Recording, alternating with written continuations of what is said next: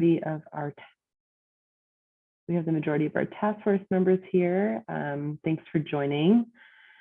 All right, so I wanted to get us started with a little bit of grounding and remind everyone why we are here and why we've kind of called this meeting. And before we do that, I'd like to just pause and acknowledge that what is now Colorado includes the land of the Ute, Arapaho, Cheyenne, Dene, Lakota, Apache, Puebloan nations, and many tribes, and that the sovereign tribal governments of the Ute, Mountain Ute, and Southern Ute Indian tribes still reside in the state. And these tribes are the original stewards of these natural lands. We want to take a moment to honor and respect these original stewards of the environment and their relationship with this land. So I see the ultimate purpose of this subcommittee, or at least this meeting, focused on how the task force can work to address environmental injustices for Indigenous communities. But there are several conversations we need to have preliminarily to ensure that what we're doing is done respectfully and thoughtfully and holistically. And so just to provide a little bit of background and context as we're getting into this meeting, one, I wanted to provide an overview of the Southern Ute Indian tribe and the Ute Mountain Ute tribe and their statutory seats on the task force. And so as we know, Indigenous voices are critically important to the discussion of environmental justice, not only in Colorado, but everywhere. And so within Colorado, there are two sovereign tribal nations, the Ute Mountain Ute tribe and the Southern Ute Indian tribe.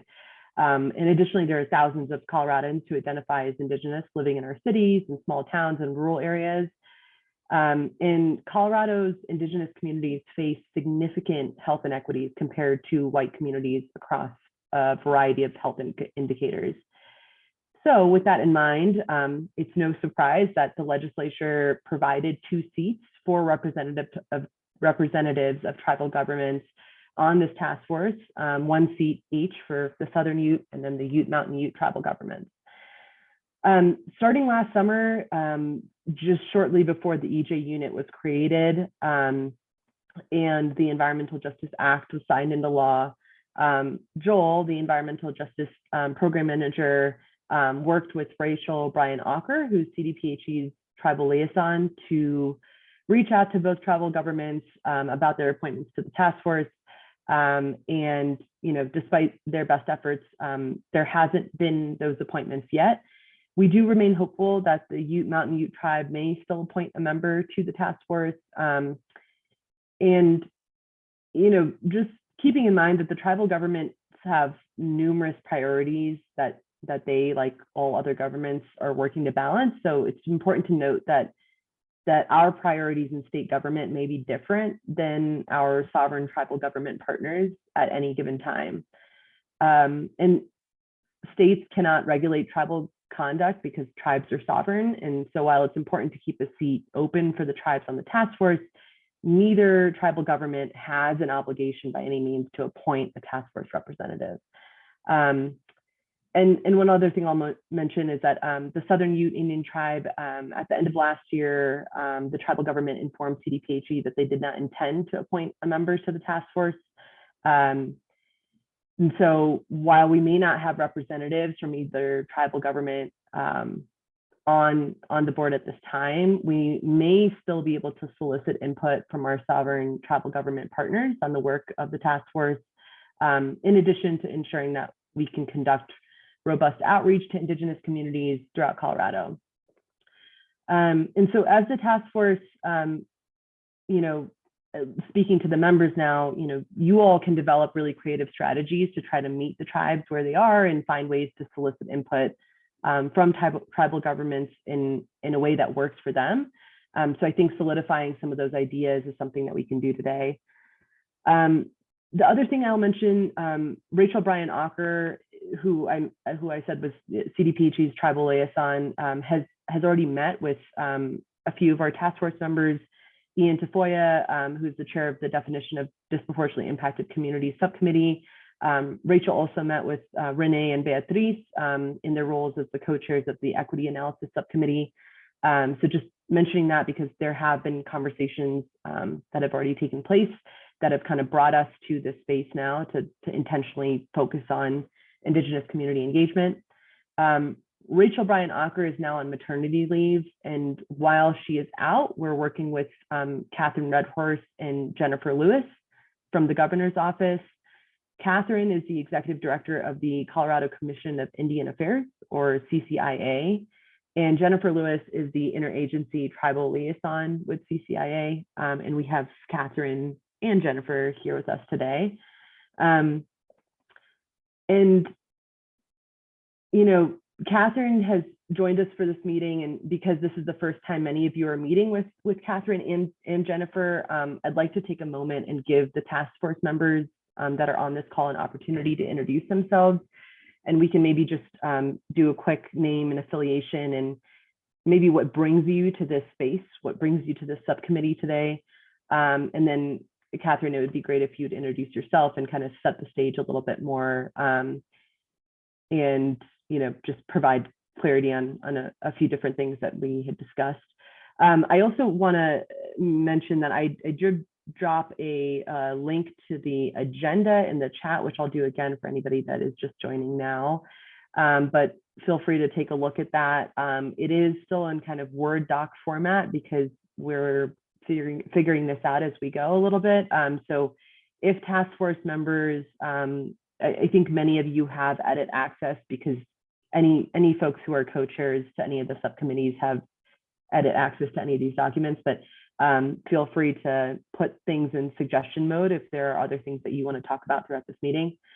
I would recommend that folks kind of scroll down to the bottom of the agenda and look at those draft objectives. And I'll just quickly highlight some of those objectives. The thought around this meeting in terms of thinking about kind of 3 high-level things that we really want to focus on. One is facilitating meaningful and mutually beneficial engagement between sovereign tribal governments and the task force. 2 is identifying specific recommendations for best practices for outreach and engagement to Indigenous communities that can be included in the task force final recommendations, which we'll be submitting in November. And then lastly, determining whether the definition of disproportionately impacted communities should include Indigenous communities, and if so, how it should do so. What is the appropriate way of going about that? With that said, I will just turn it over to our task force members to introduce themselves, and then Catherine, I'll kind of give the floor to you to take it away. So if we can maybe start, Ian, you're at the top of my screen. So if we could start with you, and again, just name, affiliation, and what brings you to this space today. Hi, my name is Ian Thomas Tafoya. As you heard, I'm the subcommittee co-chair or chair for the disproportionately impacted communities definition. I'm also the co-chair of the Environmental Justice Action Task Force. He, him, L. I'm here today because I'm Indigenous, and my entire life I have witnessed what it's like for our communities. My family being Okewingi and Apache, who left northern New Mexico to go to Leadville, where my father was born, where they were subjected to toxic pollution, moving to Denver. You know, I studied Native American studies in school. Plant medicine is something I know a lot about as well. I studied that in school. And I'm just really incredibly interested in, one, the tribal consultation, and also ensuring that our communities are reached here in Denver and across the state of Colorado. And honestly, the more and more I meet with tribal nations through my work and in my life, they're really an inspiration to what sovereignty over the impacts of industry can look like in places like Colombia, where I recently visited, where they shut down a mine for sulfur in their community, which was a national park that they took back. And so, you know, this idea of this space is because there are Indigenous people on this task force, and we recognize that it's going to take more effort to reach us. Thanks, Ian. And then I'll go with Michael next. And then Michael, if you could just ping another person on the task force to go after you. Yeah, certainly. Michael Sapp. I was really motivated to participate in this subcommittee today, really just focusing on how we can get more folks involved, more people to the table, but also really just to learn and learn from, folks like Ann, Catherine. I'm looking forward to meeting you and just figuring out how we can create an environment where we get more folks to the table. I'm a native and I'm honored to be on this task force and honored to move this Environmental Justice Act forward. Introduce yourself. Oh, again, Michael Sapp. I was appointed people of color, but daytime jobs with Excel Energy or Public Service Company of Colorado. But I love my state and I love my city, Denver. And so that's really it. I guess I'll turn it over to, and I'm on my cell phone. I'll turn it over to Renee, who is on the task force with me. Hello, Kwali Wali. I'm Renee Muller-Chacon. I'm co-chair of the Equity Analysis Subcommittee for the Environmental Justice Task Force and co-founder, executive director of Women from the Mountain. I will also be working with Working Families Party as well in their Digicom space. So I'm honestly just grateful to be in this space to finally bring these narratives into state and federal agencies that have not always had the type of competency we've needed for cultural sensitivity and trauma sensitivity. And now to be able to see new bills being introduced in that perspective, where we can introduce offices that can hold that narrative, hopefully for long-term spaces and equity, I'm excited to see in this space too. So how that relates to environmental justice and cumulative impacts too, to bridge our communities together, especially mixed Indigenous. I'm mixed Indigenous. I'm Dene, Chicana, Filipina. I'm actually cooking right now. That's why I'm off camera most of the time. I'm about to lead a circle for Danza Azteca at the greenhouse for Grupo Coro Aslan. I hold the smoke on Tuesdays and we teach the kids there. So it's being able to navigate these spaces now with that type of competency. So there's no longer just data gaps, but it reflects in enforceable protections, no matter whose community it is, no matter what that looks like in cumulative impacts, especially right now for environmental issues. I mean, it's going to be year-round fire season, and that's going to affect us all. So how can we come together in a way that's going to be mindful and can push forward certain initiatives that can represent our communities authentically and can bridge where there's been gaps previously in other generations. So I'm really here in that perspective as a mom too. So thank you. I'm grateful for all of you, and do forgive me if I'm on and off camera. I'm still here and I'm listening, and I'll be as engaged as I can. I will piggyback it to JD. Míralo. No, I'm not part of the task force. Sorry, love. Pero muchas gracias. Yeah, I appreciate you introducing me, okay? Thank you. Always grateful for you. Sheila, forgive me. Thank you.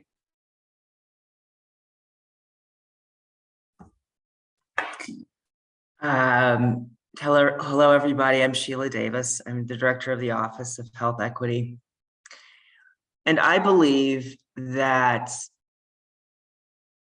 Colorado has a lot to learn from our tribal communities. And it is with that spirit that I bring that sort of intention to this work. The state can be paternalistic, and I certainly I try to maybe serve as a mirror to hold up when I see that happening. So that is also part of my my interest in serving on this committee.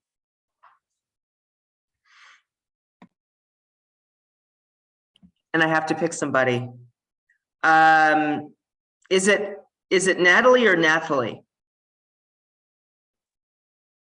So Natalie is part of the EJ unit. And so maybe we can jump to another task force member. So I think we have Jaime.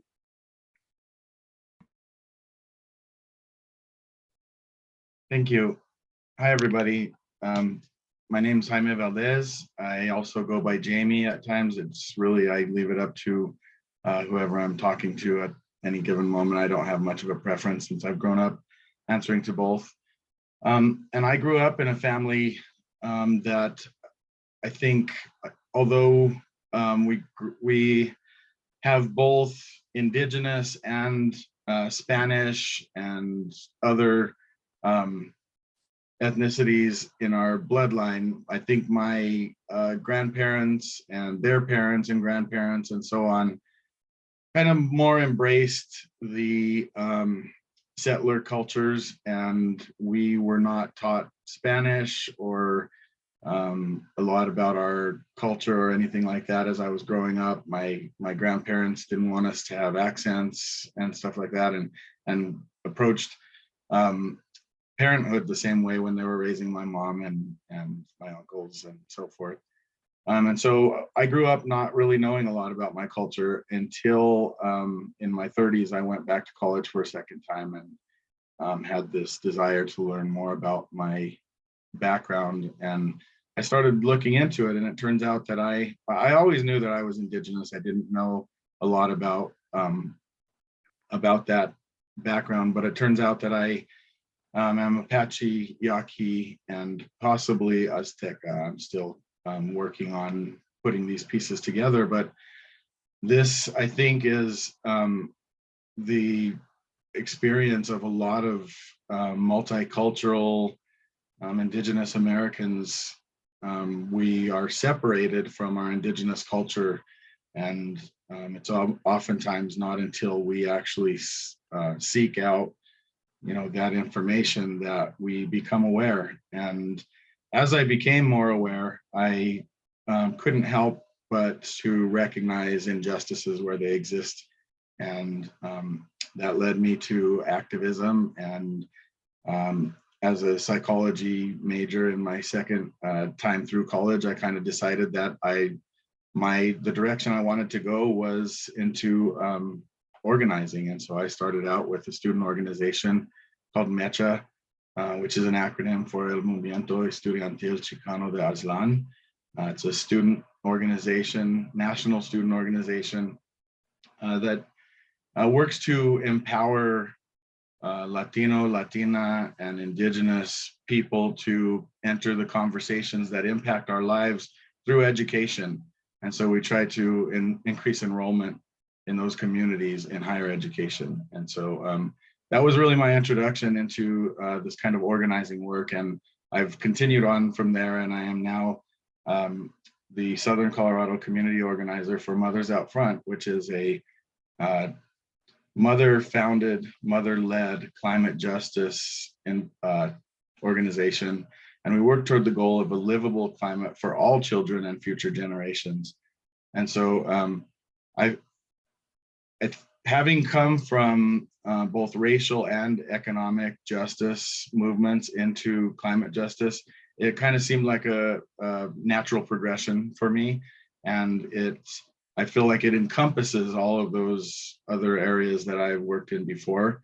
And I really believe that without economic and racial justice, we won't achieve environmental justice. And so that's why this work is so important to me, as well as because of my background of not knowing my history and my culture and having to kind of piece that together. And just doing my best to empower the communities that are disenfranchised. So I will go ahead and pass it on to, let's see, who hasn't gone yet. I think all of our task force members have introduced themselves at this point. Thank you, Jamie. So Catherine and Jennifer, I just wanted to, give the task force members an opportunity to kind of introduce themselves and give you all a feel for, who's coming into this space and why. We have so 5 task force members with us here today. Ilda Nusete, another task force member, may be joining a little bit later, around 5 o'clock. And you can see who the task force members are based on the EJATF ending on people's names. And then we have several people from our EJ unit, myself, Joel, Morgan, Marcus, and Natalie, EJ unit staff on this call. And then we have a few members of the public, as you can see as well. And so Catherine and Jennifer, you know, if you want to go ahead and introduce yourselves, and then, and again, we can keep this pretty informal and just more so like a dialogue. We don't need to like really section off. The agenda is really a guiding document. But I thought that, you know, with you all coming from the Colorado Commission of Indian Affairs, that, you know, you could provide us with a little bit of context and just kind of help us understand, you know, maybe a little bit more about distinguishing between working with Indigenous communities and then the dynamics of working with tribal governments.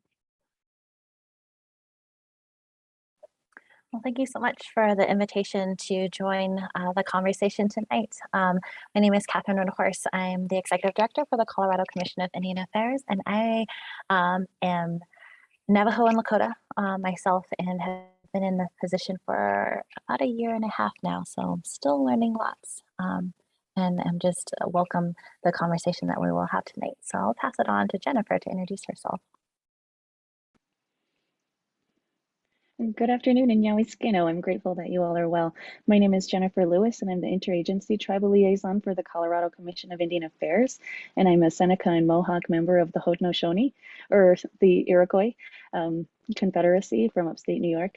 And I've been with CCIA for just about 1 year now, and I'm just really grateful to Lubna and to Joel for inviting us into this space so we can have this conversation. So it's a pleasure to see you all and to see some familiar faces.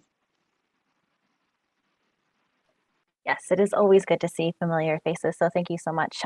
This is very important work. You know, and so as Lubna had addressed, is that we just wanted to open up the conversation and really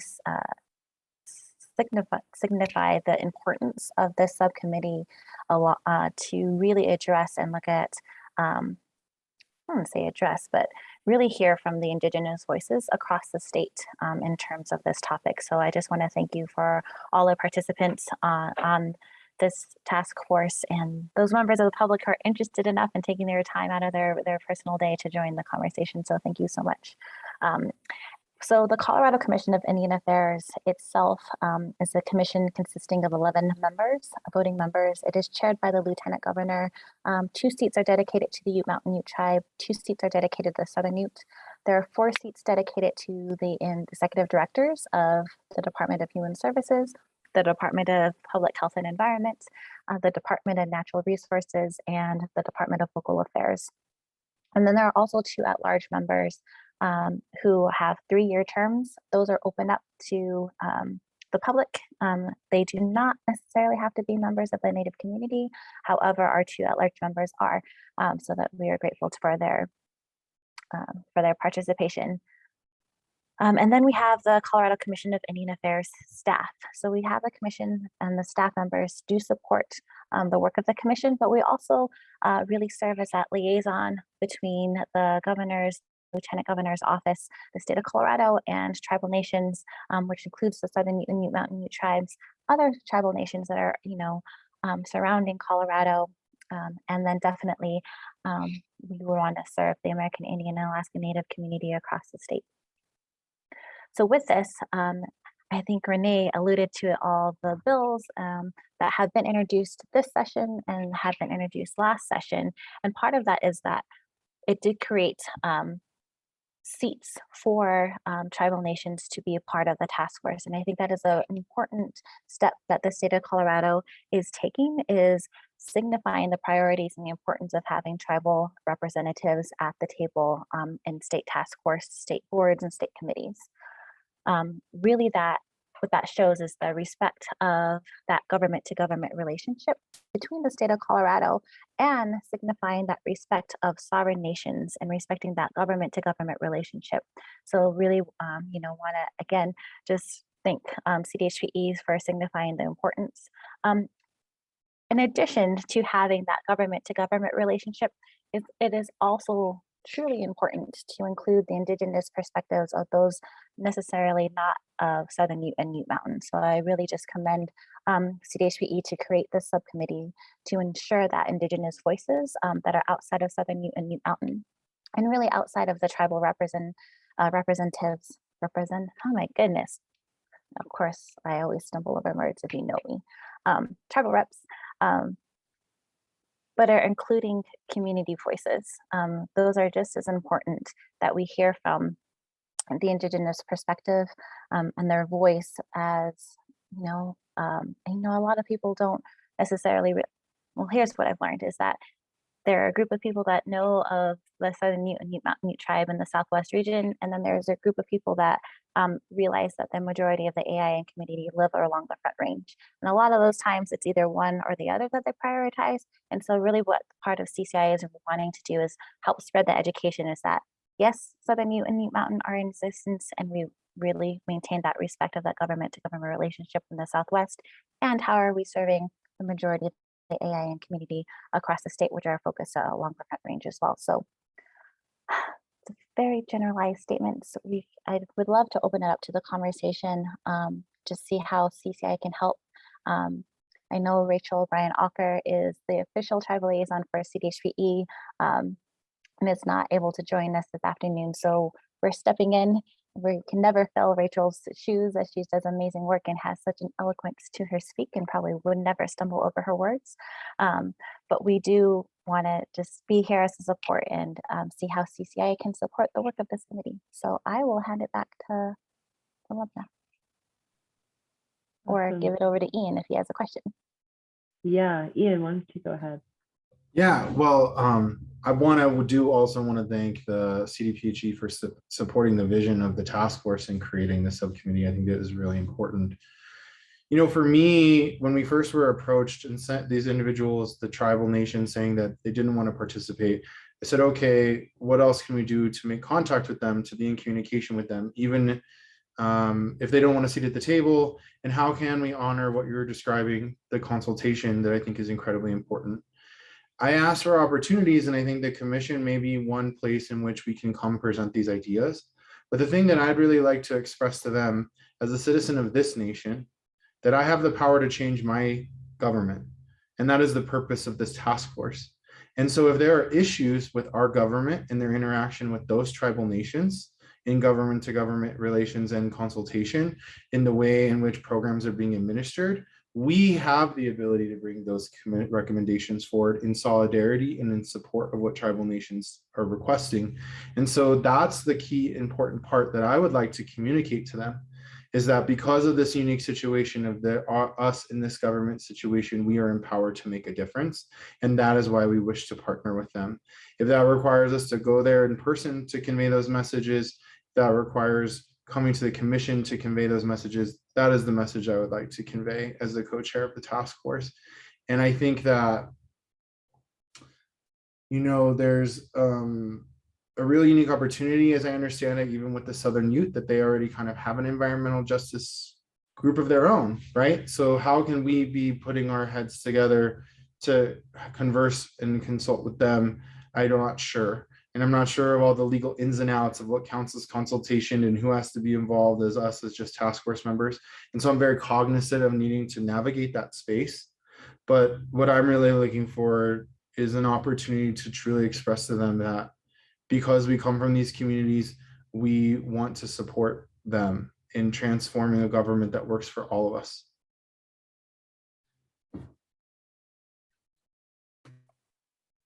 Thank you so much, Ian. And I think actually CDHPE does hold, as a state department, hold annual consultations with both the Southern Ute and the Ute Mountain Ute tribe. And I think that is one avenue where they're able to share information, look what partnership looks like, that are amenable to both the tribes and the state departments, and then to address any barriers that they may come up with.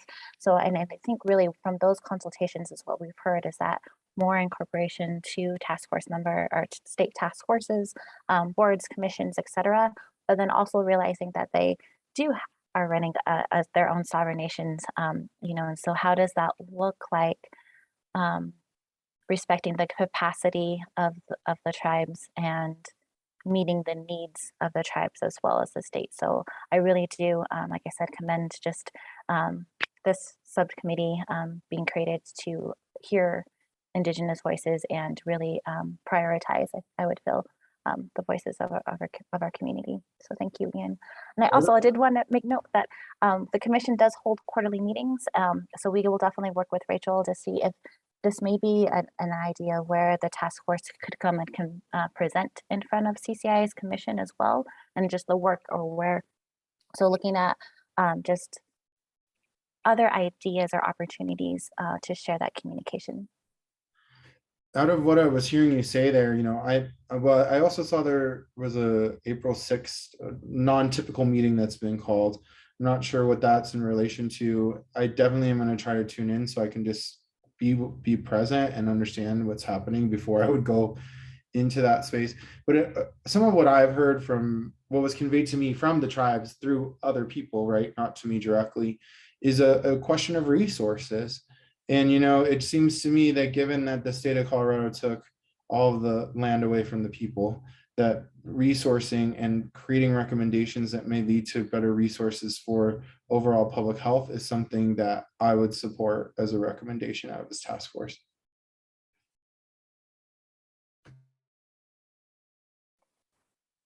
Definitely hear that. And I think that's where the state of Colorado is taking those steps, however small they may be, in the right direction to include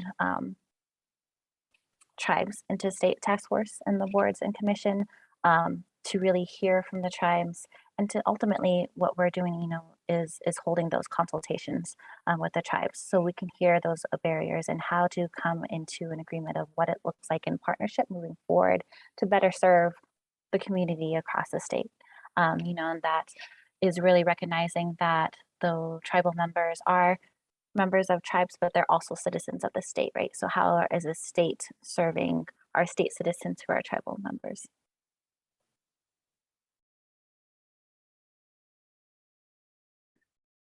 I wanted to jump in really quick. And also kind of shifting the narrative there too. That could be the form of restorative justice when we're talking about how can we help with tribal funding to those spaces so that resources doesn't become an issue anymore. I mean, you stole their land, the least you can do is help with their funding to help and take care of these spaces.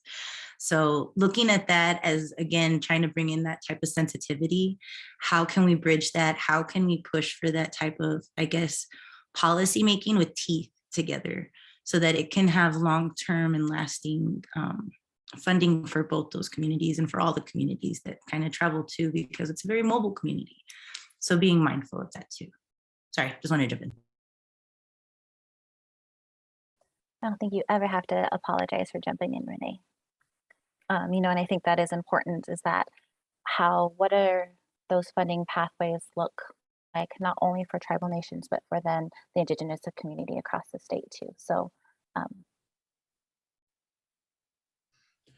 I have a follow-up question about consultation. Does consultation occur between Colorado and, say, the Cheyenne and Arapaho or the Shoshone or any of these other tribes that once, called Colorado home, but don't hold official status in Colorado? it's a great question. And that really depends on the topic. So the Department of Natural Resources, for example, is holding consultations and have invited 48 tribes, so including Southern Ute and Ute Mountain, but the 46 other tribes that have been right now currently identified to have ties to the Colorado, or had once called Colorado home, in regards to state parks. So they're holding those consultations in regards to Fisher's Peak right now. NAGPRA consultations NAGPRA topic consultations occur constantly as needed. The CCIA is currently facilitating consultations with the 3 Cheyenne and Arapaho tribes in terms of the Sand Creek Massacre Monument to be located on Capitol grounds. So it really depends on the topic specific. I don't know why I said that there was going to be something after that. I think that was the end of my thought. And is NAGPRA the artifacts? That's the artifacts, and or what does that stand for? I Sorry, remember. I'm trying to go back to college in my brain. I'll just flow those acronyms out like I expect everyone to know. Sorry about that. It's Native American Graves Protection and Recreation Act. So there, that is really at the federal level too, but then the state, CCI helped with History Colorado and other agencies to develop a state process as well. And so Jennifer can go more in depth if she'd like. Two of you have questions. I also offer Jennifer's knowledge on that end. NAGPRA is certainly one of my, within my wheelhouse. I, in college, wrote my thesis on the Native American Graves Protection and Repatriation Act and what that means with tribes and tribal consultation, and really the importance of having tribal consultation when it comes to the reinterment of human remains, quite frankly. With the state, it really just depends on where the human remains are found. If they're found on state land, then we go through the state process. If it's private property, then again, that's an entirely new process, but NAGPRA is specifically for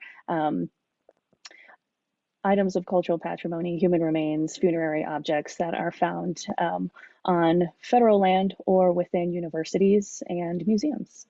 So one of the things that CCIA is often navigating through is, depending on if there is an inadvertent discovery of remains, what is the appropriate process to use? Is it going to be the NAGPRA process, the state process, and how can we best facilitate communication between the state and the tribes, and if necessary, some of those federal components if it's a NAGPRA claim. So we're often holding those kind of consultations as well to ensure that all of the appropriate people are in that conversation.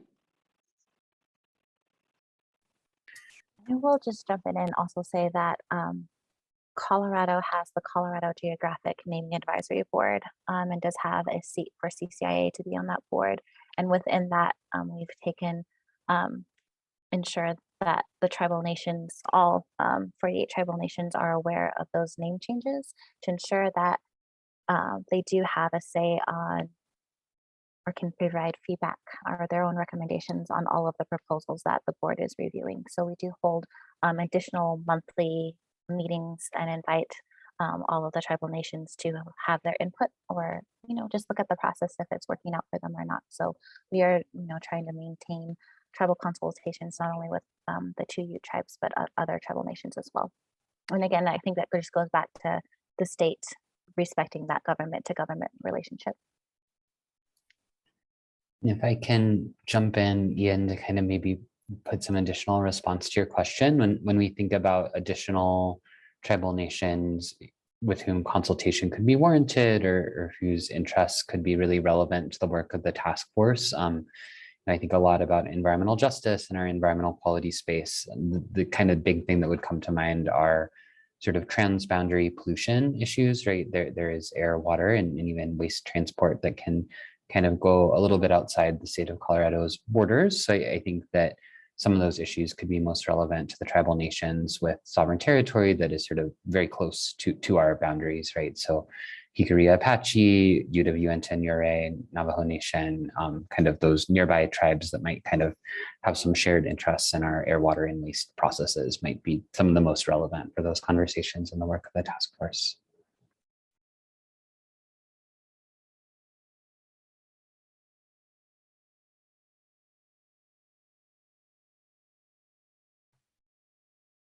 So, sorry, Jaime, I didn't mean to cut you off. I saw your hand was up with a question.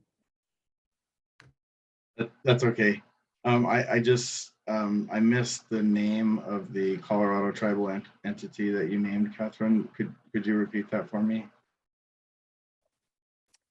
I wonder, so the Colorado Commission of Indian Affairs, and the last entity that I named with this was the Colorado Geographic Naming Advisory Board, but that's not necessarily a tribal agency, but CCIA has a seat on that board, and then that CCIA holds monthly meetings and invites the tribes to review the proposals that the board is reviewing. Okay, thank you for that clarification. I appreciate that. No problem. Since we're talking about Fisher State Park, Jaime and I and others on the Next 100 Coalition have been involved. I've been sitting on the stakeholder group for it. And I actually pushed for the consultation with the Apache. You know, I was like, you're finding artifacts here. Those are my ancestors. Like, you need to be doing more. I think, you know, there's still a concerted effort, I think, by community members as it relates to geographic naming, that as we're changing the names, here we are making that mistake again. That guy, Fisher's Peak, even the hired historians say he didn't climb that. And in old maps, it's Raton. And when you go there, it's such a sacred place. The elk come there in the winter. Literally, there was so much groundwater they couldn't frack it. Have you ever heard of water stopping fracking? I mean, to me, that was sacred after I toured it. And the jumping mouse that was there. So it's so strange that we seem to be making progress in one place, and in another place we're making the same mistake over again. And I just wanted to share that with you, as you all have representatives there, because I know there's another meeting on the 12th. I intend to go back there. I think there's a lot of folks who are of the mindset of like, let's not keep making the same mistakes again.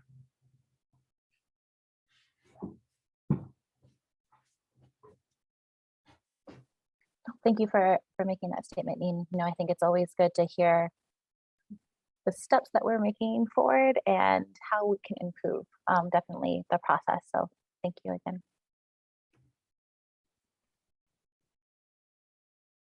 Awesome. Thanks, Catherine and Jennifer, for your input and great dialogue so far. I do want to bring us back to maybe chatting about some of these objectives, just to focus the conversation and, you know, still keep it conversational. But and I'll copy paste these into the chat so that everybody can see them.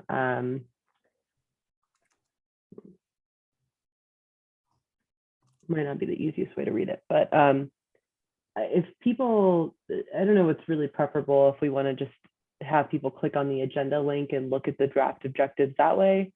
I can also screen share. Maybe if people have a preference for screen sharing, just let me know right now and I can do that. I think screen share is good for those who are watching the recording. Okay. Let me get my screen up real quick. Let's see here.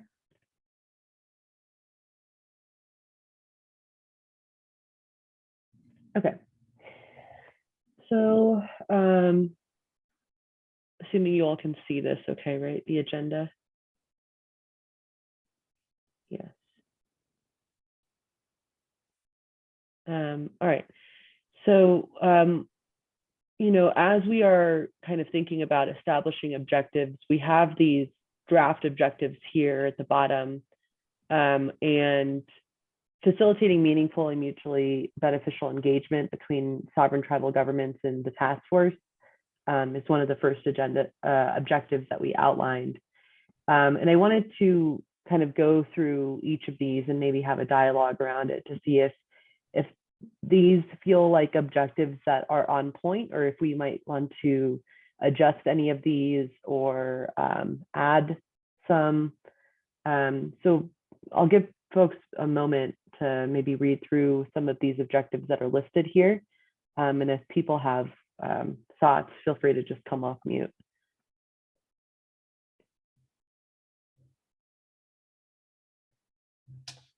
Well, I feel like there's a step before that, and that's whether I think we want to formalize this. You know, I don't think we got a full chance to get into engaging the folks on the Front Range with Catherine. I am of the sense that we should have this space because we need to have the dedicated time, not just, and we can also make the time in other subcommittees to focus on how it interrelates to this. But if we're going to actually prepare and make meaningful consultation and to put ourselves into that space, it's going to take time for us to talk about it very specifically. And I think that's also true for reaching our communities here on the Front Range. So I just want to say that I'm fully in favor of codifying this as its own space to really hold that intention of healing that Renee always reminds us of.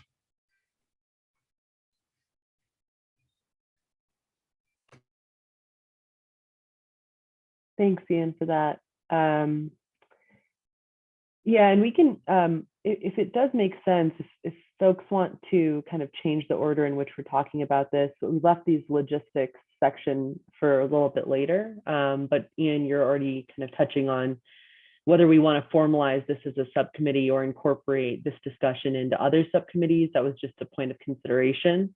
And it sounds like, I think, having this intentional space specifically to talk about Indigenous community engagement is something that the task force members here do desire. Does that resonate with people, is to like formalize the subcommittee?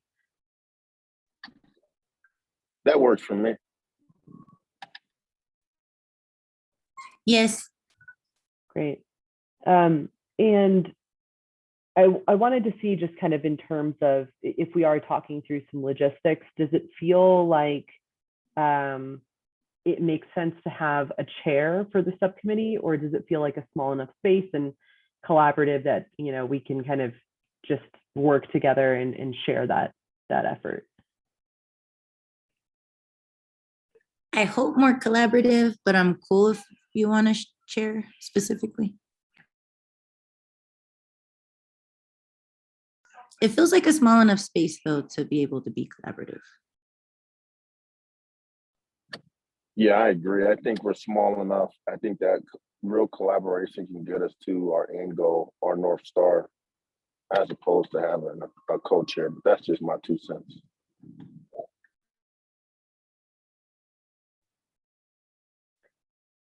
Great. My question is, I like the idea of having more of a level space as well, but I also think that means that we should do our agenda planning for the next meeting as best as we can in the meeting itself, because that becomes the more of a challenge of setting the agenda and sunshine laws. But maybe we just get all together to set the agenda again for 30 minutes. I'm not sure. That's the only logistical part that I question.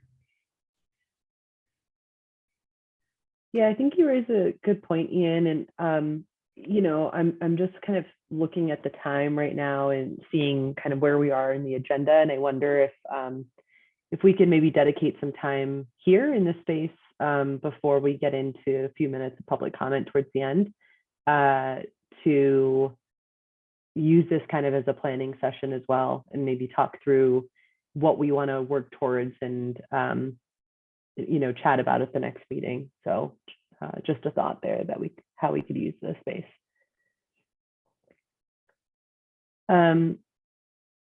So the other thing was in terms of kind of frequency of meetings and just how often we want to meet to kind of move the conversation and move the work along. Does meeting monthly sound good? Do we want to do something shorter, like every 3 weeks? Do we want to do something longer, every 6 weeks? You know, I would love to hear from task force members. And again, you know, recognizing this is a conversation for task force members to be having with each other, because, you know, you all have to think about your own time commitments and, you know, what you have the capacity to do. Because I feel like everyone here is very passionate about Indigenous community engagement, but I just want to make sure that we set some realistic expectations for like meeting times, like the frequency and the amount of time that we meet for.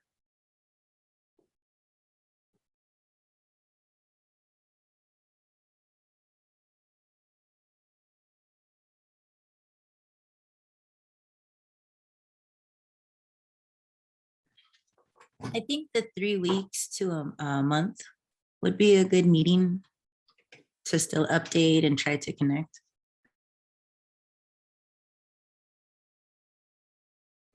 The next commission is meeting that we were talking about, I believe, is May 19th, where the actual consultation takes place. So I guess I would ask, how much time do we think we would need to prepare for that, if that's the venue that we decide to participate in collectively?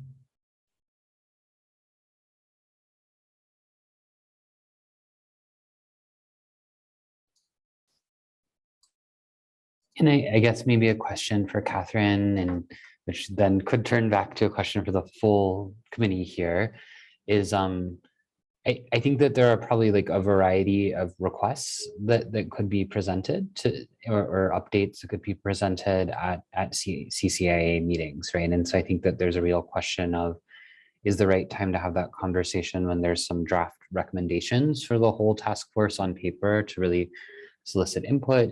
Should input be solicited before there's draft recommendations on paper? Kind of when in the task force process should that conversation happen? And I think that can kind of inform that question, right? And so I don't know if that's more a question for like Catherine and Jennifer, if that's a question for the task force members. I think that's kind of the real determinant there is of the timing, is sort of when and how, what would we be asking the tribal governments to weigh in on? So I think that kind of goes back to what Ian was saying, to put for the next agenda then too, because then we can start discussing maybe if there's barriers or different things that we can start addressing directly, so that we can know by the next meeting to what we specifically can help with, not just consultation, but like integrating tribal representation into. I'm just going to jump in here quickly and Catherine. oh no, again, Renee, no apologies. Is that the commission meetings are really an avenue to share communication, and it's not the best avenue for consultation. So I think that's just an area where we'd want to see, definitely if you'd want to share recommendations and hear from the commissioners, that we could provide that feedback and work to put that in the agenda. But if you're looking for a more in-depth consultation, and then working with CDHPE, and we can definitely help assist to form that another consultation to the topic specifics at hand. So I just want to make sure that that the venue is right to, I guess, to meet everyone's needs. And so with the quarterly meetings, and I feel like that would be a great place where this task force could provide updates and maybe on what recommendations or where the conversation is in May. And then our next quarterly meeting should be sometime in September. If that's another way to present other recommendations, or if you want to have, like I said, another separate consultation to get into the weeds of everything, we can definitely help to help CDHPE really facilitate that as well. The way I kind of feel about it is, I think the first conversation we have should just really let them know what we're doing from our perspective, and that sincere conversation I was talking about. I feel like if you bring somebody in, like, look, we already did this work, what do you think? Like, anytime you engage a community that's been traditionally not engaged properly, they're like, there we go again, doing the work without us. And you know, obviously we've invited them to the space, but if it were me, I think May is really a space for us to build bridges instead of necessarily getting into policy, but and asking them of like, help us help you, because we're empowered to right now, if you want us to. And then, you know, if they could very well say like, we don't want to again, and then I think we all need to like, what does that mean for us, and like accepting that, and what does that mean for how we change our tactics for moving forward as well. And I think that would be just important when I was reviewing the draft objectives, is, you know, definitely looking at facilitating meaningful and mutual beneficial engagement between sovereign and tribal governments. It's definitely somewhere we can go into, but I wonder if it could be rephrased so it's not necessarily an objective, or stating like creating a relationship between tribal nations and this task force or something to that degree, and not, because that's sort of out of your control, right? Is how tribes are going to engage in any task group through the state, but how maybe does that communication is open and engaged.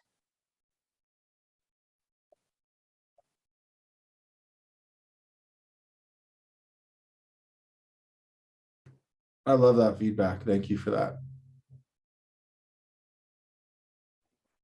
And can you reiterate that, Catherine? You said creating, you're saying like focusing on creating the relationship? I mean, maybe relationship and open communication.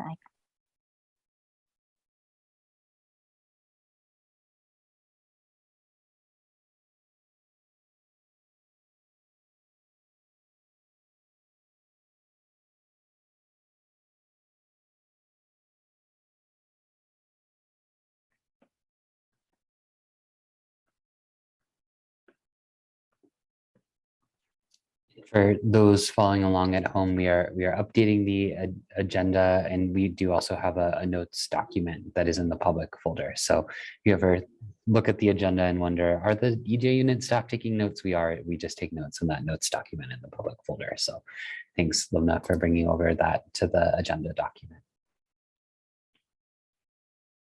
Yeah, of course. And I can drop a link to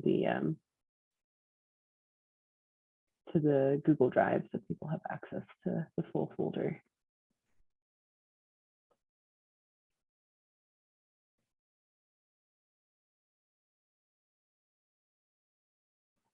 Thanks.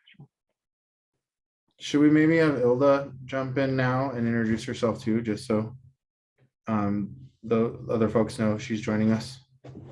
Yeah, absolutely. Welcome, Ilda.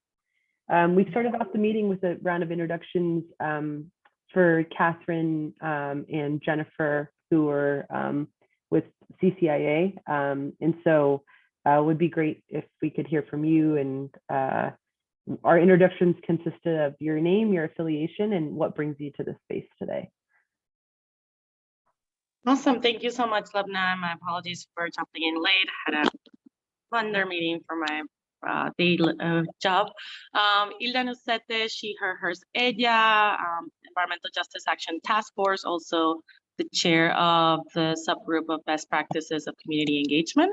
And really what brings me here, you know, it's interesting, but actually I had to kind of really humble myself. And as we were looking into best practices community engagement, there is so much to do in this space, especially reaching out and having best relationships with Indigenous communities and making sure that those voices are brought to the table, that our subcommittee could not truly take onto that space, and understanding that there are other expertise that need to be brought to the table.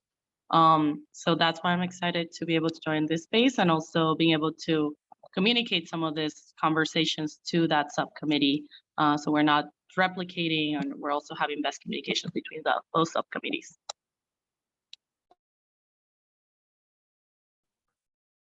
Awesome. Thanks, Hilda. Great. So we were just kind of chatting through some logistics. We've decided that we will formalize the subcommittee, and it sounds like we should meet every 4 weeks, and that we won't have a chair, but that we'll do kind of a collective chair type of thing. And then I wanted to also touch base on who else we might want to bring into the space. I think that, you know, this space looks pretty different from how we might want it to look if we're trying to focus on Indigenous community engagement and, you know, bringing voices from Indigenous communities to participate here. And so if folks have ideas on people that you want to reach out to, or folks that you just have in mind that you would like CDPHE, the EJ unit, us to reach out to, we can kind of make note of that as well. So open it up for people to share their thoughts or ideas.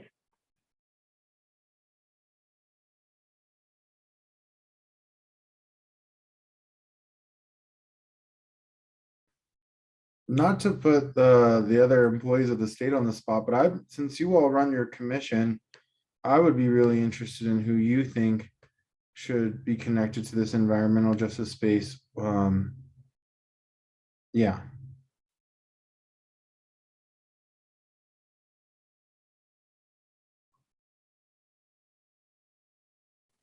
On the state side or in general?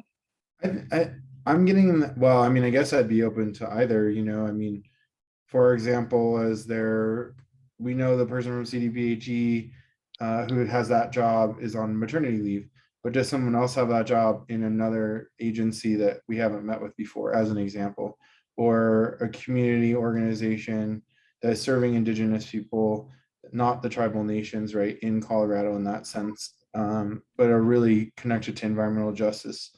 or would want to be present in this space. You know, my inclination is that you almost have a really well-developed list of all the service providers and groups that are working. And if so, how can we work with you to let them know that this space is taking place? What we can do on our end is just definitely share when these meetings are occurring, or even provide that introduction between community agencies to see if they're interested and what does that engagement look like for sure. In terms of other tribal liaisons, there are more and more as years progress, more and state departments are creating their own tribal liaison position. The Department of Human Services has a tribal liaison position within the department, but then also has one within their Office of Behavioral Health. And there are other identified people within other state departments that maybe don't necessarily have the title of tribal liaison, but are that point of contact to work with the tribes in the AIA and community. And then CCIA was sort of the overall encompassing liaison between the state and state departments and tribal nations. So we do our best to keep an open communication between the State Department and entities such as this.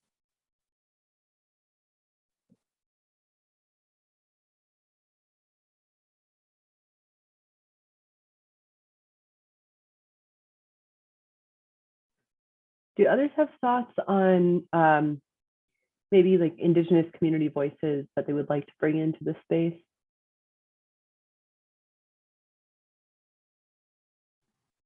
I think those that are fighting for conservation efforts or Indigenous knowledge and brought into policymaking, that could be from all over the state that have fought for water rights in San Luis Valley, like different things that have been the same type of barrier problems to disproportionately impact the community that have been Indigenous living in those spaces too. It can be from a lot of, I can think of a couple Chicano elders that have dealt with that space. But then again, like integrating mixed Indigenous identity, the Apache community.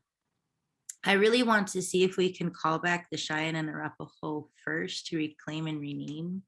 How can we also provide representation to also bring more, I guess, awareness to intersectional issues such as permanent affordable housing to those tribes as well, to be able to reclaim their own homelands, a form of reciprocity as well. And then working also in conservation efforts to restore the land. Like what I'm asking for is restorative justice in this space and kind of policymaking that's not always really brought in with that type of sensitivity. So it's going to actually take that type of connection too. I'm assuming it's also going to take a lot of that communication that Catherine mentioned a lot, is showing that these are as authentic as we can be in bringing these tribes back. And this is what it looks like to really reclaim and rename that space. But it's also going to be addressing a lot of issues that Colorado hasn't addressed with why these populations were already flushed out of that space to begin with. Yeah, 100% agree, Renee. And I'm also curious if, I don't know if this was brought up earlier, I was trying to search the notes, but also Indigenous people in urban settings. In the city, we know that Denver was a relocation city. So how can we bring those voices of those individuals to this conversation? Not just the tribes.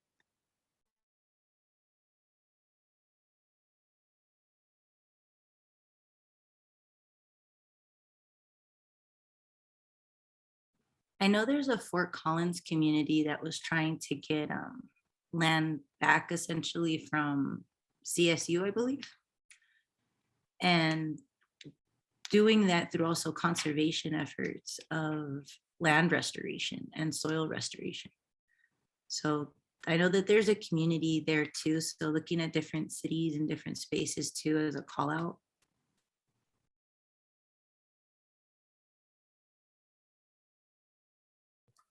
Putting on my hat as your staff, I think we're hearing a lot of great ideas for potential speakers. I think a theme that I'm hearing kind of come up a lot is sort of land restoration and conservation. And I wonder, we haven't heard much from staff in the hazardous materials and waste management division at CDPHE, which is where a lot of that kind of land restoration work in terms of cleanup happens.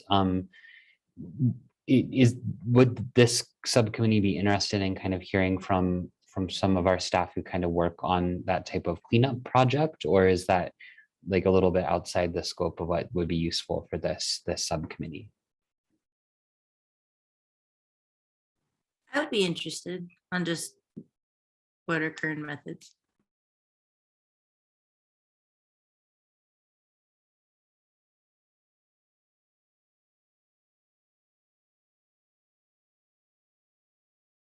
We can definitely look into that and follow up with you in your role as co-chair of the equity analysis subcommittee and think about which conversation makes sense to have where, because I think it could probably fall in either, but I think, yeah, we can definitely kind of chat with you and see about potential speakers that could either come here or talk to the equity analysis committee or both from within the agency if it's helpful. So in addition to the great ideas for folks outside the agency. So thank you.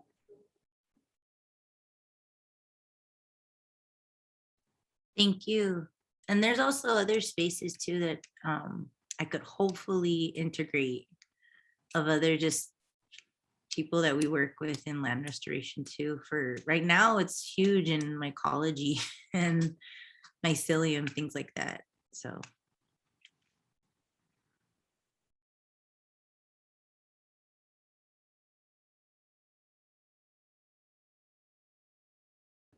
I would very much be interested in seeing, very similar to how we requested from the agencies, what kind of policies and procedures and permits or whatever, of really seeing an org chart of who does have this kind of tribal liaison or emphasis on doing engagement with indigenous communities.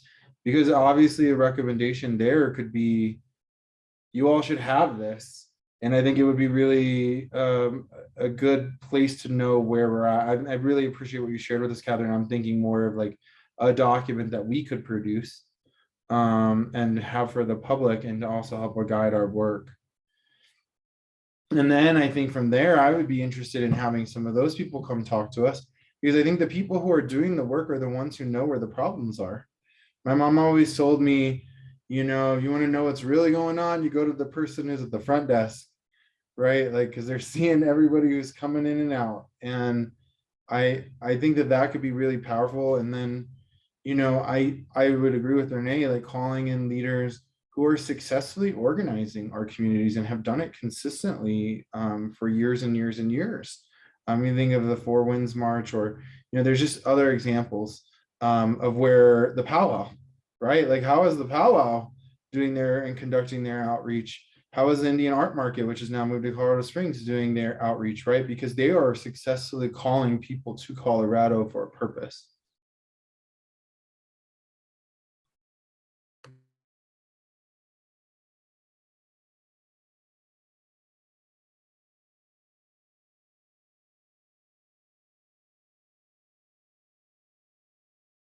I guess I would also add, I can see some people tuned in who maybe do that work.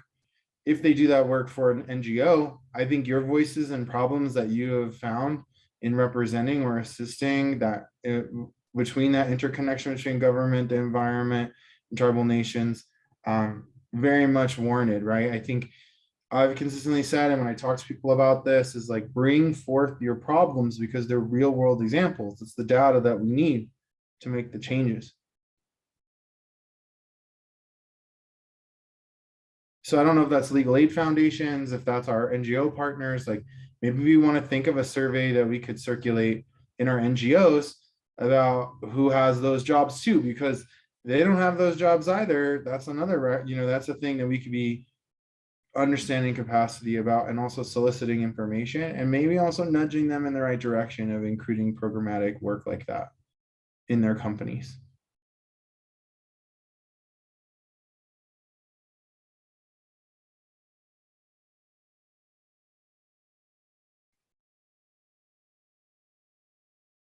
Those are great suggestions.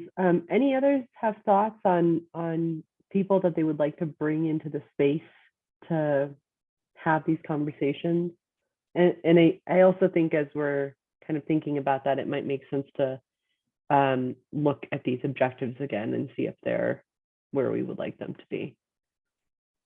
So I just had one, Lubman, I didn't mean to interrupt you, but I haven't said much because I said at the beginning of the call, my purpose really was to try to listen, but whatever I can do as far as making connections or being there to do the work, I just want to yield myself and make myself available to help in any way, form, or fashion. But this conversation has been really good for me, just from an educational standpoint.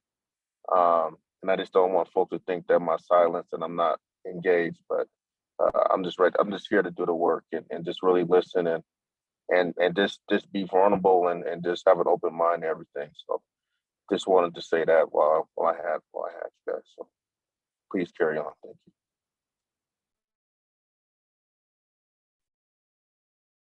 thanks, Michael. So as we're thinking about this and thinking about people that we want to bring into the space, and folks keep dropping ideas into the chat, and as we're kind of talking, I am gonna use up as little space as possible. Again, like we've created this space for the task force members to come together and have a dialogue with each other, not necessarily like talking to us, to the EJ unit staff only. So just something to keep in mind throughout this meeting. Regarding the objectives, and Catherine, thanks for your suggestion about updating this language to say that, you know, creating a relationship and open communication between sovereign tribal governments and the task force. Regarding these two other objectives, identifying specific recommendations for best practices for outreach and engagement to Indigenous communities that can be included in the task force final recommendations. You know, I think this is something that in my mind is really an end goal, is thinking about what are the types of recommendations that we should be producing. And if that feels like that is a correct objective, then, you know, we can leave it. But I wanted to get people's thoughts on that to see if, you know, is this where we want it to be? And do folks want to elaborate on it or expand on this in any way?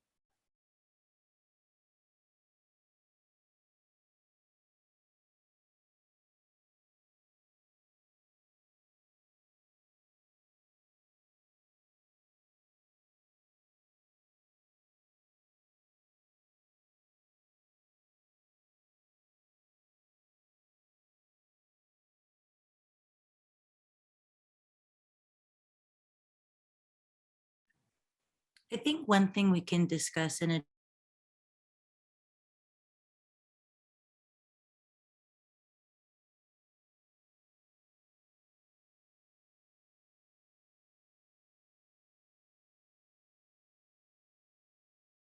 what are the barriers, what are the differences? Same thing with cumulative impacts, since it's supposed to be the negative and the positive, but all of the effects of certain impacts to our communities. Again, the barriers, the differences, and the similarities. So kind of addressing that to the best of our ability, the definition of even how, from an Indigenous context, what does that look like?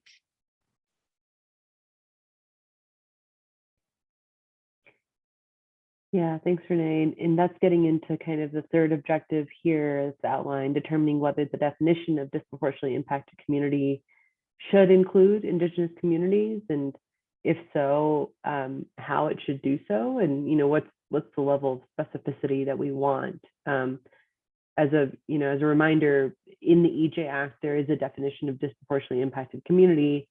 We have a subcommittee dedicated that Ian chairs to the definition of disproportionately impacted community.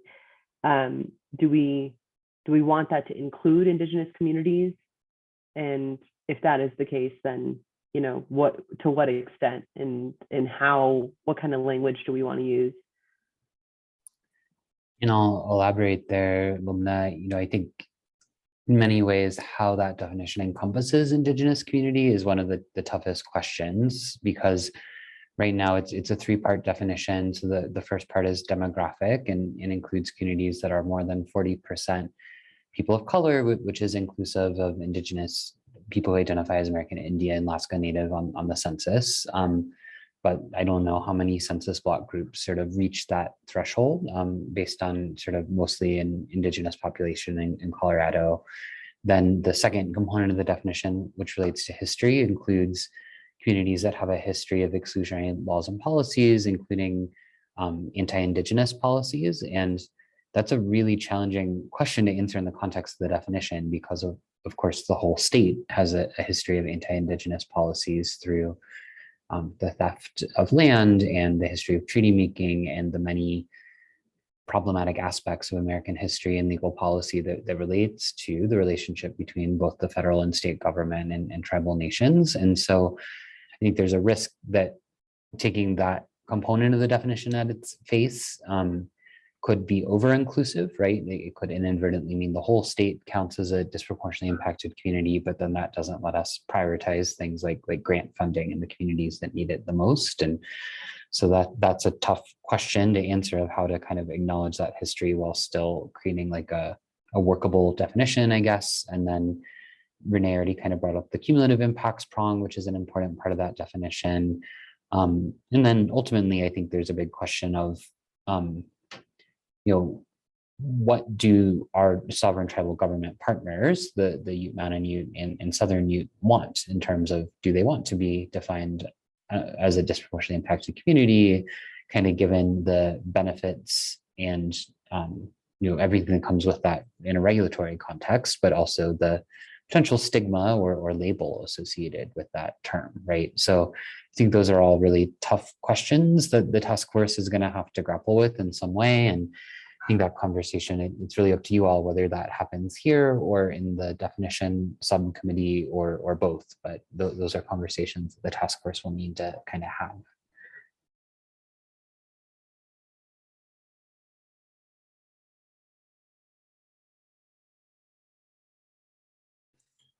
Joel, am I correct in that it was the Southern Ute who expressed that they didn't want to be described as that? I mean, I think that's an important thing to know. Was that submitted to us in writing, and is that something that we could put into the record as we're having that conversation about that definition? I think I don't remember the exact wording. Sorry, it was in writing, but it was sort of in a broader context of not really wanting to share tribal data to sort of participate in the climate equity data viewer or EnviroScreen as sort of our mapping efforts to identify disproportionately impacted communities. And I can't remember, sorry, whether that actually also said expressly that the tribe didn't want to be classified as a disproportionately impacted community, but I think that was sort of the subtext, if not the express text. Sorry that I don't remember that offhand.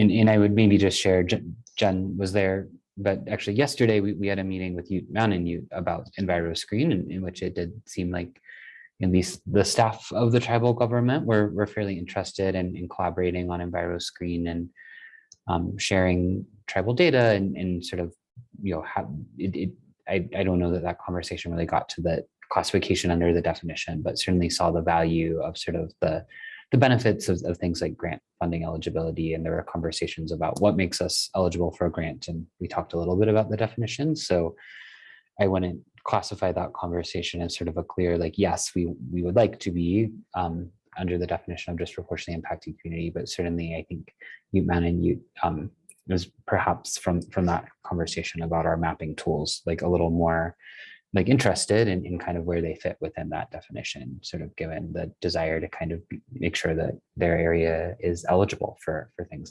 like grant making from the advisory board.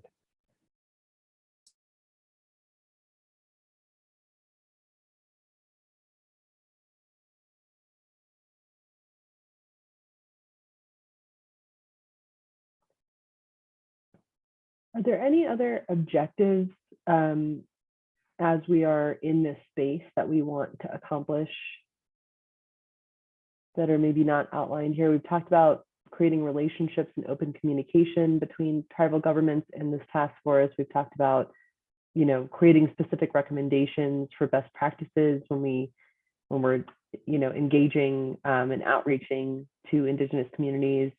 And then we've talked about, you know, discussing whether, you know, Indigenous communities are kind of under this definition of disproportionately impacted communities. Any other topic areas that we want to focus this subcommittee's objective? I think that we need to be open to other forms of recommendations that may come out. I think that very specifically calling out engagement of Indigenous communities in the Front Range is great, but I also think we need to be open to other kinds of recommendations. One, perhaps that are brought forward by the tribal nations or the Indigenous communities. Two, the one I was talking about, right, about hiring and staffing up to be able to meaningfully do this. And so I just feel like this idea of specific recommendations is very narrow, and I think we need to have something in there that allows for other kinds of recommendations to come forward in an objective sense.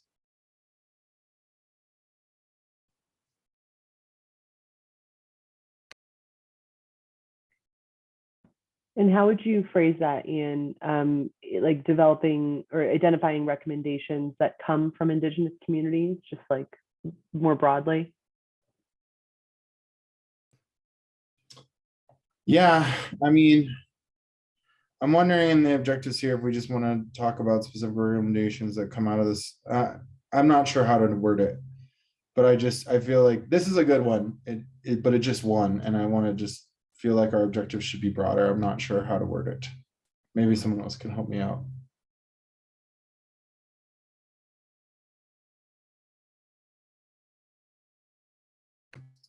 Ian, maybe I can pose the question back to you. I think I heard you saying that the breadth that you're thinking about is like maybe going beyond just engagement practices, but sort of more like other structural recommendations to state agencies related to advancing environmental justice for Indigenous communities. So yeah, exactly. Like financing, employment, grants, like all those kinds of things that goes beyond just best practice engagement.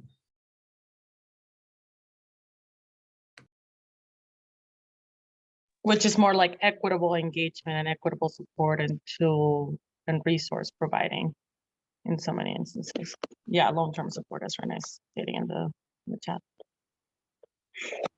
I'd love to see a shared space between state and federal agencies that had Indigenous database orgs, information that we could be able to exchange and have that reciprocally made, but also long-term support to why these communities aren't already engaged and how to support those staff positions, those long-term positions, to bring in those communities long-term for that form of equity analysis.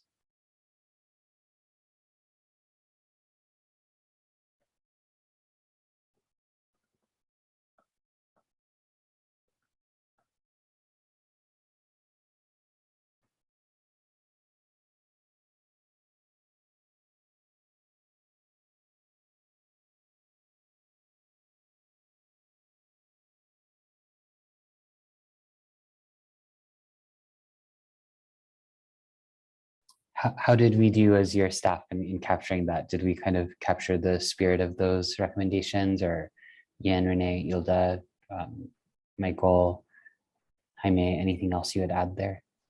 Housing resources. Those are very real. It's a reason being able to stay and not just be staff, but stay in the space so that we can create these long-term equity provisions.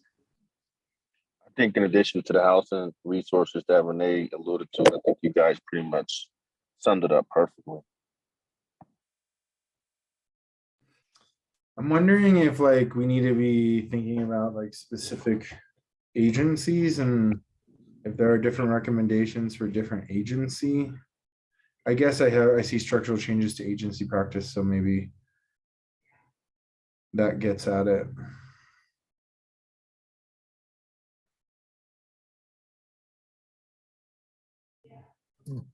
Ian, certainly the audience, that this task force is charged with making recommendations to the General Assembly, the governor's office, and to CDPHE, right? And so between the General Assembly and governor's office, that does encompass multiple state agencies. So I added the word state there to clarify that was a good addendum, but you're right, the sort of target audience will be important for you all as task force members to kind of think about when you're making recommendations and kind of what's within whose authority. Yeah, and I mean, I could be totally off base about this because I don't do this work all the time for a living, but I can imagine CDPHE, Department of Natural Resources, like there are certain agencies where maybe the interaction happens more. I'm not sure. That's kind of why I want to get that kind of org chart and see how it, I wonder if we also want to ask the agencies, yeah, like how they interact with tribal governments if and Indigenous peoples, like a second addition to a survey. I know that that's difficult and it takes staff time, but again, I come back to this place of like the people who are doing the work know the answers.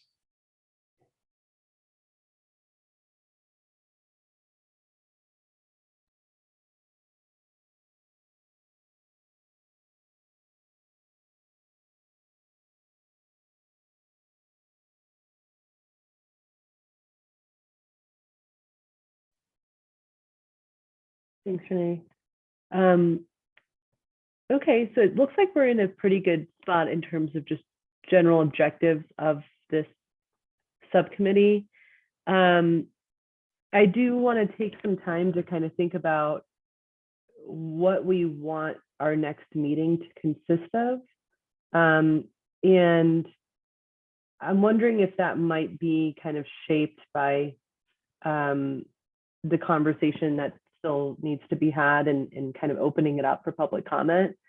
So I wonder if we can go ahead and open it up for public comment, in which case I would ask one of our task force members to kind of help facilitate that. I feel like it would be better for one of you to kind of chime in and have a dialogue with members of the public who are on this call. So maybe we could do that. Maybe we could spend some time hearing from all the folks that are online, and then take a few minutes to kind of think about like really what we want to accomplish at the next meeting.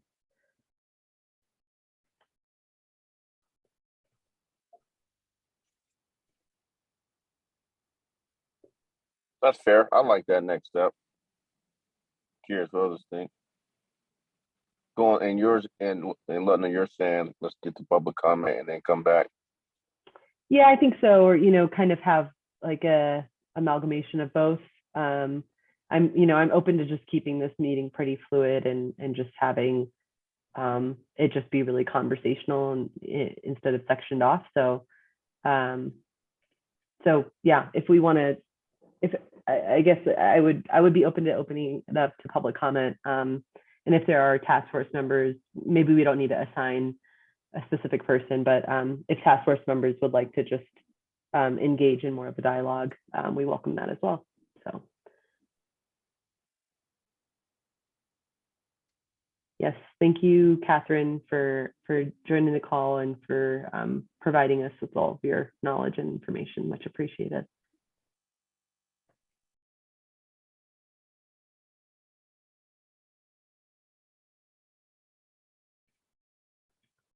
All right, well, with that said, if there are members of the public, I think we only have we have JD and Susan. If you wanted to come off mute and share anything, and Kelly, if there's anything that you'd like to share, or provide input, you've been in this conversation since the beginning and can see these objectives that we've outlined in the conversation that we've had so far. So any thoughts or comments from you are welcome.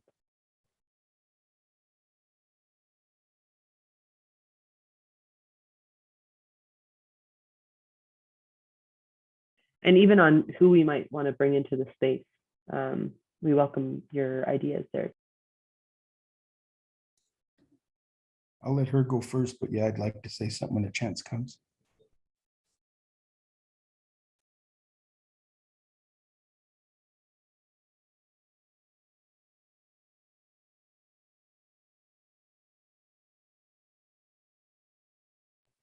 JD, I don't think anybody is before you, so you can go ahead. Or maybe Susan, I just saw you come off mute, so go ahead. Well, thank you for the invitation. I've just been listening with great interest, and I think the conversations are really spot on in terms of sort of going deep. And I do understand that, especially the comment about growing relationships.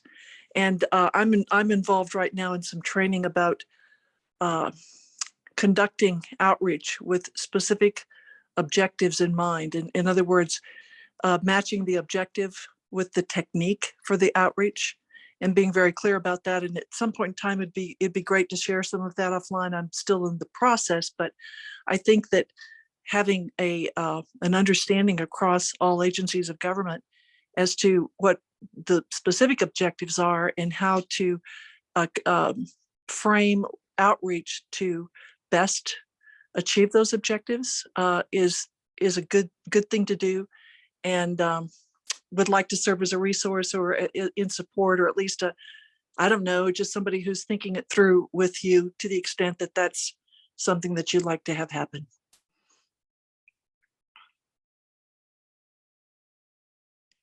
So that's it for me.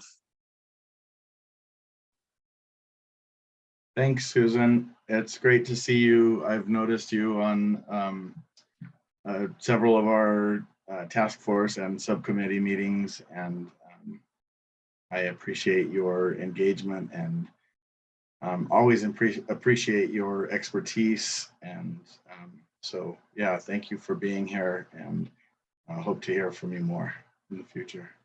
Thank you so much, and thank you for your service. It's just an exciting time and a very kind of almost a reverent time for this to be occurring, and I appreciate the responsibility and the honor with which everyone is taking this on, because I think it's hugely significant, and I express my appreciation greatly. Yeah, for sure. This is Jamie Valdez, by the way, from the Pueblo's Energy Future. Oh yeah, definitely, Jamie. I've been so excited that you've been on this, and that we now have two or more points of contact in terms of our advocacy. Absolutely. Thank you so much. Thank you.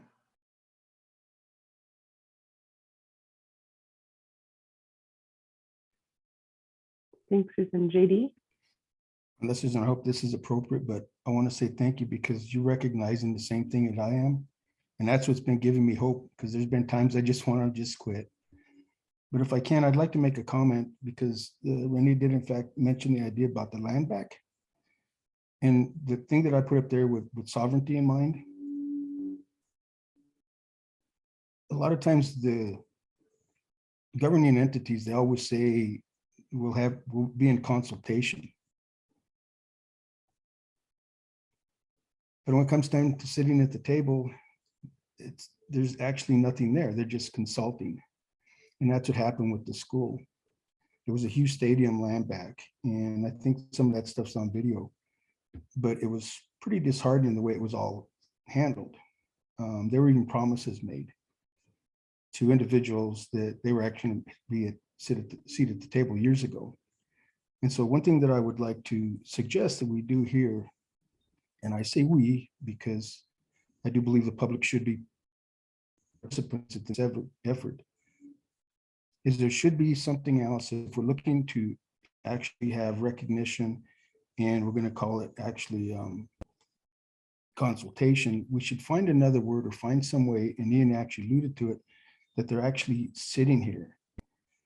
And when Renee said, when she said about having representatives here, one thing that I will say, when a lot of people, when you have people that are representing industry, I mean, if you look at what's happening, we shouldn't actually have them on these task force groups, because that to me, it's a warning. It's like, oh wait, it's like when somebody invites you in and they got 10 pit bulls, because really that's an issue. We should actually take a look at the structure of this setup right here and see and this is just recommendations, and see if we can change that where we have more inclusion, more participants there, and just do completely away with the industry representation, because there shouldn't be any here. And that's one thing that I really believe. And it seems like there was something else, but I just can't seem to remember what it was. But I also want to say thank you guys, because this is very important. And I think if we start realizing why a lot of people are afraid to come up and do this, is we see where it's going. And that's another thing that I will say this, because, and I'd like everybody to see this, and I apologize for I'm always sharing links, but for me, that's the only way I know how to share information. Sometimes I don't have the verbiage to actually explain what I'm saying. But I was on one of these efforts, and the entire meeting, they said, well, let's do carbon capture. Oh yeah, we're going to really help the indigenous, the tribes. Oh yeah, we're going to do this. But then if you actually look at this hoodwinked in the hothouse, you're going to find out how a lot of people feel, because it was funny how this group was trying to go toward it, something that a lot of people don't see. But I'm saying that, remember, some nations actually do believe in carbon capture and they're making money. So this should be included in the conversation. It should not be mandated and saying this is what we're going to do. And I hope, and please ask me questions, because I hope I can articulate well enough that you understand what I'm saying.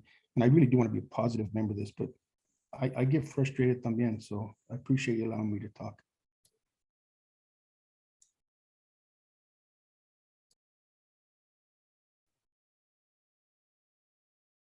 Thanks, Susan and JD, for participating and providing your input. Much appreciated.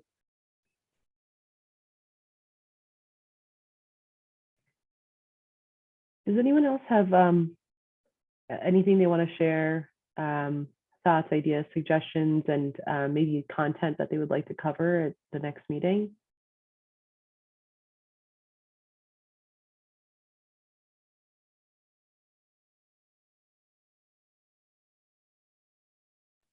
I don't know if this has been brought up, but being able to have sort of a structural history of what has happened to indigenous communities in the state of Colorado, and nationally, I think, as well as an introduction, not just for individuals in the EJ task force, for individuals of the public, would be really important. I don't know if there is specific data that also can be shared on health inequities and environmental justice inequities that can be shared directly.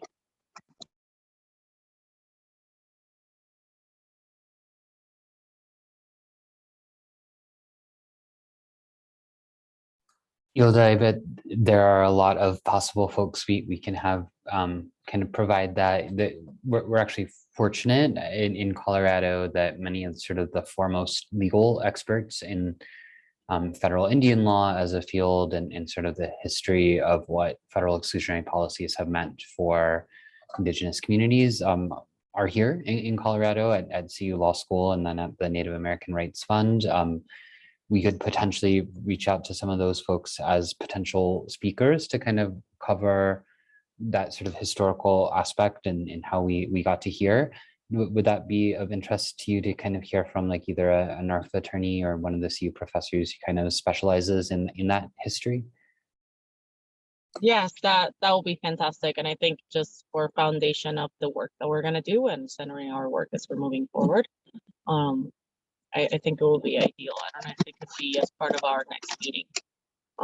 Sort of as, I don't know if it is 30 minutes of the meeting, a little longer, but being able to center and start our conversation from that perspective. Thank you, Yilda. I think Lubna and I can kind of work on that. And to your point about sort of present day data about health disparities, that there are certainly lots of folks at CDPHE who can speak to that. And I know she had to leave a little early, but Sheila on the task force obviously runs the Office of Health Equity and may sort of already be able to give that presentation or share that information herself or through one of her staff. So we can follow up with her as well to make sure she knows about that component of what you were thinking about. Yeah, no, definitely. I think that will be super useful. And as part of the Health Equity Commission, I've seen some of the data and I don't think it says covers some in some aspects. So I don't know if it will be ideal bringing in an external expert from a university.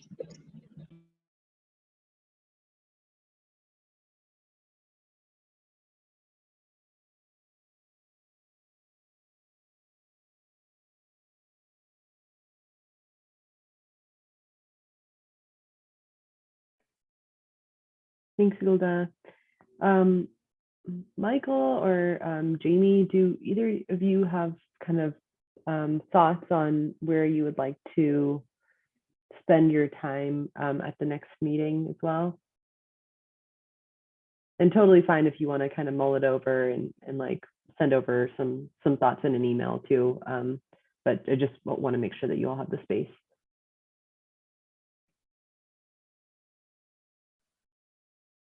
Thanks, Lubna. I don't think I have anything to add right now.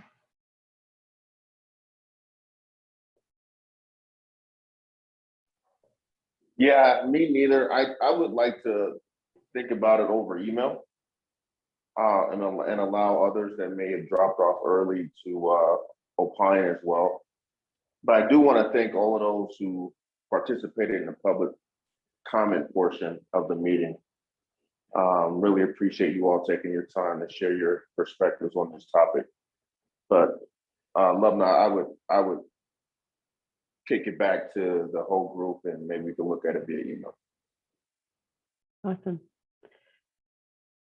Great. Well, I think that this is a productive meeting. I mean, I feel like we, the juices are just starting to flow and we need to just kind of get into a rhythm and step in terms of where we'll take this next. We've outlined some concrete objectives and it looks like we're in agreement with these three that are up on the screen. Ian had also mentioned that in terms of kind of next steps, he had suggested maybe inviting some of the folks from the Colorado Commission of Indian Affairs from CCIA, Catherine and Jennifer, who he had at the beginning of the call, potentially inviting them back and prepping members of the task force to maybe be a little bit more involved in some of those commission hearings and just kind of knowing the right protocols. And, I think on this subcommittee, there sits 6 people. And so having at least some of the 6 folks that are task force members in this subcommittee attend some of those April special meetings that were mentioned that CCIA will be holding. And so those are just some ideas, some good ideas that we thought about that we thought we could incorporate into the next meeting's agenda. So I think those are all some good next steps, and the EJ unit staff will work together and maybe craft a draft agenda and send it out to the task force members of this subcommittee and see if you all have any feedback around it. But we will plan to convene again in about 4 weeks.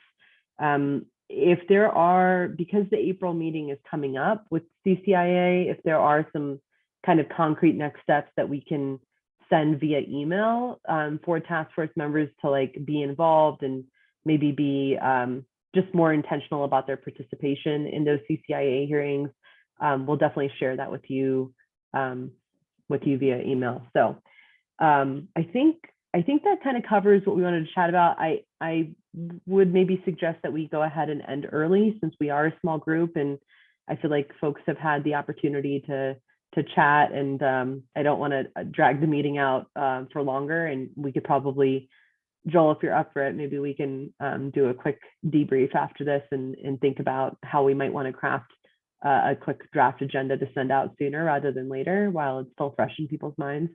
But yeah, so if anybody has any last thoughts, feel free to just come off mute or share now before we end.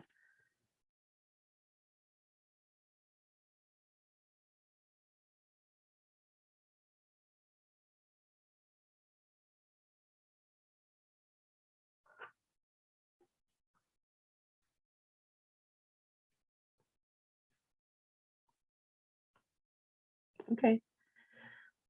Well, thanks everybody. Thank you so much for your participation, and yeah, looking forward to continuing the dialogue and getting more folks in this space and more Indigenous community voices in the space to hear from. And so yeah, looking forward to doing this good work. Much appreciated. All right, take care everybody.